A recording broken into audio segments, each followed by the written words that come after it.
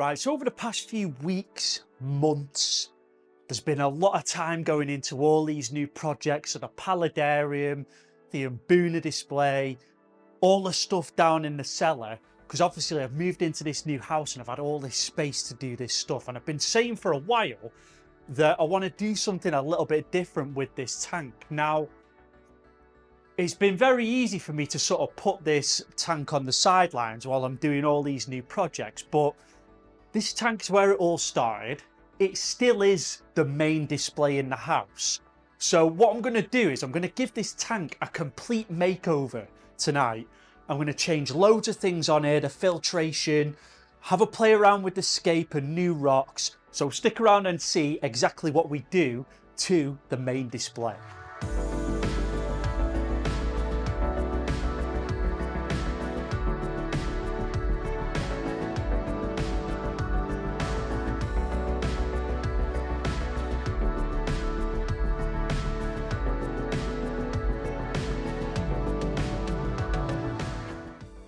So all whilst I've been setting up this paludarium, I've started to dive into sort of TikTok and post a few bits on there, which I never used to do. And obviously there's a little bit of more of a community on there. And I've got to know someone who runs a page called the Cichlid Whisperer. If you've not seen it, get over to his page and follow it if you're on TikTok, because he's got some great stuff on there. But he's become a friend of mine, and through speaking to him, you know, he's taken a lot of inspiration from the earlier videos on this channel and how I set this tank up, integrating marine equipment into it. So it was really nice to hear that this has, you know, inspired somebody to create something. Get over to his page, because his tank, personally, I think it's better than this one. The Sump is amazing on it. It's so crisp and clean. But I wanted to take a little bit of inspiration from his tank now and then integrate it into my own, because I really like the rock work on his setup, and I think it really complements the fish. So what I'm going to do is I'm going to change how I've hardscaped this tank. I'm going to take these Sirius stones out, and then I'm going to replace them with these black lava rocks. Now, these were initially for the paludarium, but the more I've thought about it, I think they'll complement this tank a lot better, and I think they'll replicate the Cichlid Whisperer's tank, so it looks a little bit more like his. And what I'm going to do is I'm going to get some red lava rock for this system, because I think the red will blend into this background a little bit better anyway. So we'll get the rocks out of this tank, we'll put them to one side, and then we'll start scaping with these lava rocks. Right, this is always an annoying process, but I'm going to start over it. I'll put the box on the floor, I'll just chuck them in there, but I'm going to start over at this end where the majority of the rocks are. And I think this might help with some of the aggression in my tank as well, because we're really changing the you know, the territory up and how it is. So it might, you know, it might mix things up a little bit and calm some of the aggression down. But at the same time, with African cichlids, the more territory you give them to claim, it can have the opposite effect as well, and actually cause a little bit more aggression. But we'll soon find out. But I'm a little bit sad to see this rock go, because it is really nice stuff and it's got a lot of detail on it. But you know, it's been like this for 2 years now, and it needs a bit of a change. I fancy looking at something a little bit different, and I think it'll help me you know, fall in love with this tank again. Right, so there we go. We've got all the rocks out. Before we start creating the new display, the new scape, what I want to do is show you some of the changes that I've made to the Sump as well. So I've also given the Sump a little bit of a refresher, and I've made quite a drastic change in there and a big decision of stuff that I've wanted to remove and things I want to add. just to try and get a different result from the filtration on this tank. So come take a look what's under the hood now. Right, so as you can see, a lot's changed in here. The moving bed filter is no more. And there's a couple of reasons that I decided to drop the moving bed filter. Now, I do stand by it being one of the best biological filtration methods, but it was causing a couple of problems with the Sump. The first problem was the noise. It was creating a lot of noise in the tank, just with the air pumps running all the time. The media moving causes a lot of noise as well. So it was causing a lot of disruption in this room, where now I've got all these tanks in here. I do spend a lot more time in here. So it started to annoy me more than what it would usually do. Another reason is the water clarity in this tank. Now, you may have noticed it on some of my videos, but when I film this tank close up, you can really see that this Sump isn't doing a great job of giving me that crystal clear water.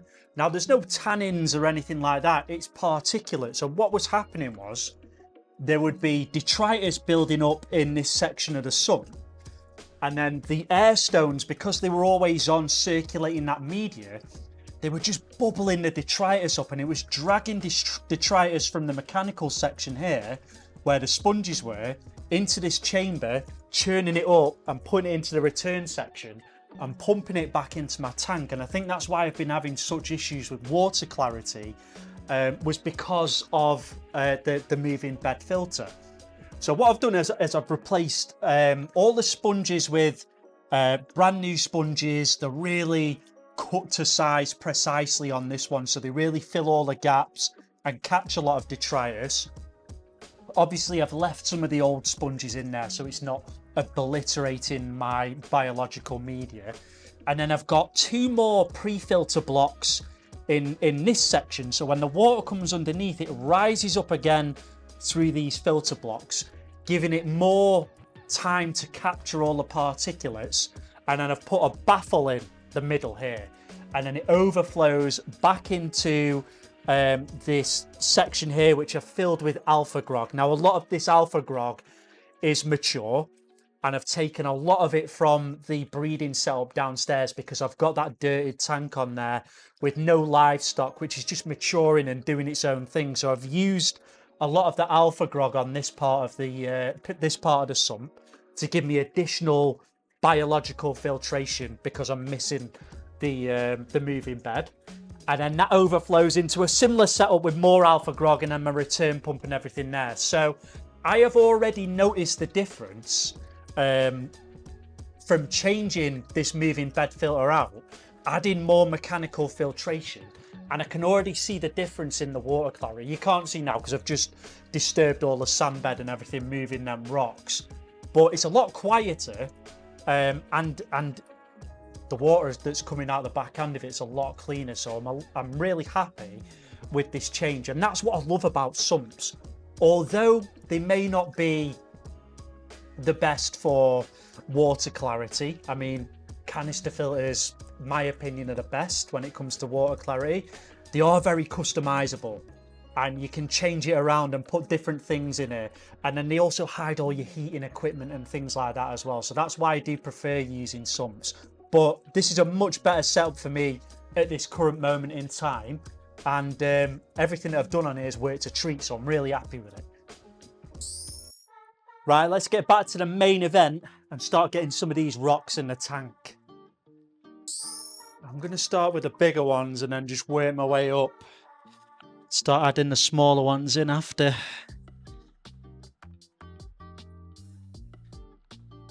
It is going to ruin my water clarity a little bit, but we'll get all the final shots of it tomorrow when the tank's cleared up.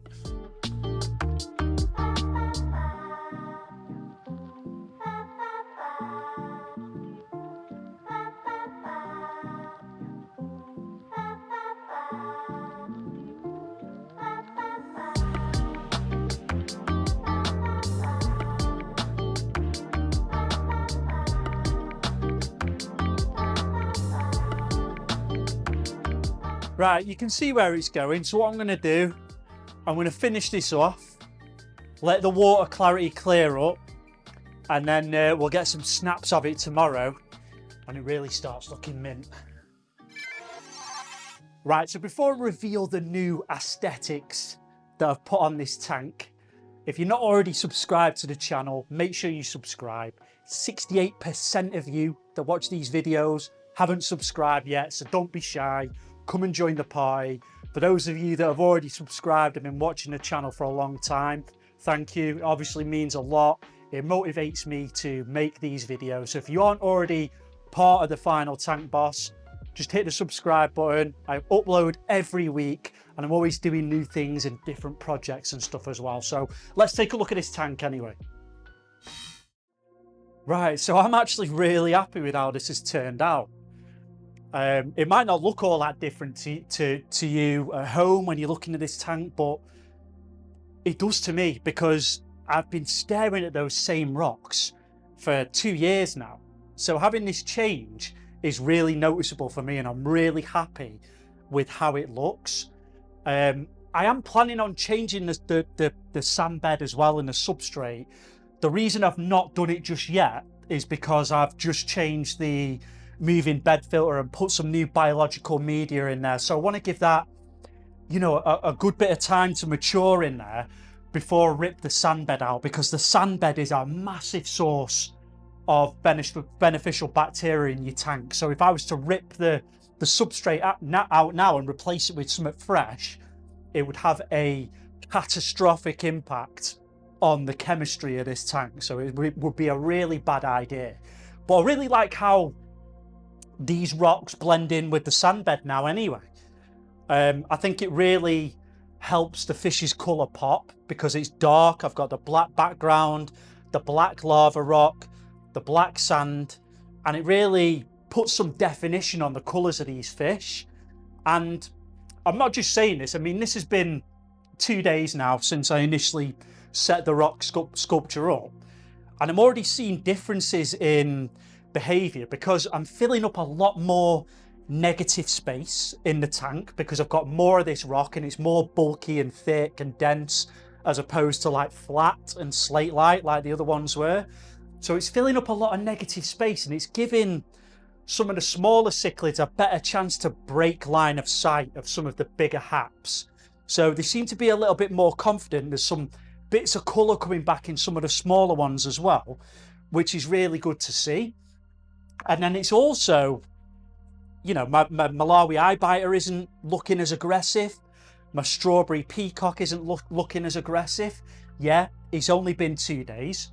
So there's a good chance that, well, they're definitely going to claim a spot and find the territory again and sort of start being a little bit more aggressive. But it's quite positive because there's more spaces for fish to go and more little crevices and corners and things for them to claim and break the line of sight. So I think it's going to have actually quite a positive impact on some of the aggression in this tank. But then I think it's going to have a positive impact on some of the smaller peacock cichlids and make them feel a little bit more confident so I can get a little bit more colour out of them as well. So I'm really happy with how it looks. Another great thing about this lava rock is very porous. So it's almost like a fossilized sponge. So when you drop these in the tank, because of all the air pockets and crevices in them, the rocks almost feel buoyant, like they're going to start floating until obviously they've absorbed the water. But what that means is it's an absolute powerhouse for beneficial bacteria. So once this matures, it's going to be a really effective, almost like a decorative media.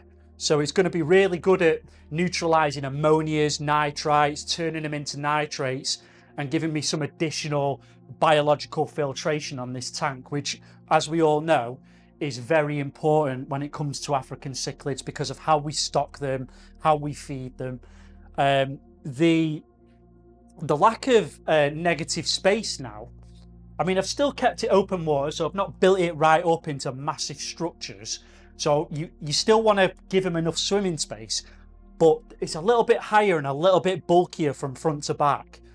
So it's taken up a lot of you know, free area in the tank, and it actually makes it look like I've got more fish because there isn't all them empty gaps and empty spaces. So it looks like my tank's fuller, which I'm really shocked about. And it's quite a good result that I've got from this. So Tenashi, Cichlid Whisperer, I'm glad I took some inspiration from your tank. I know your rock wall's a lot heavier than mine, but I'm still really happy with how this looks and how it pops the fish, and it's really given me a similar effect to what I saw on your videos and how your peacock cichlids were popping from the tank as well. So I'm really happy with it. And then I've also put something else on the top, so I'll give you a look at what I've done up top as well now. So this is the icing on the cake. I've finally installed lids onto the 6-foot tank. So this is, as long as it's existed, has been a open top tank with a mesh net lid on the top to stop the fish jumping out. I've finally added lids on, and the way I've done this is I've just bought, and I would sort of recommend anyone to go and do this if you've got big tanks especially, is a polycarbonate sheet from B&Q or Wicks. Deliver it to your house. I think this is about 2 mil thick. Obviously I've got the braces in between as well.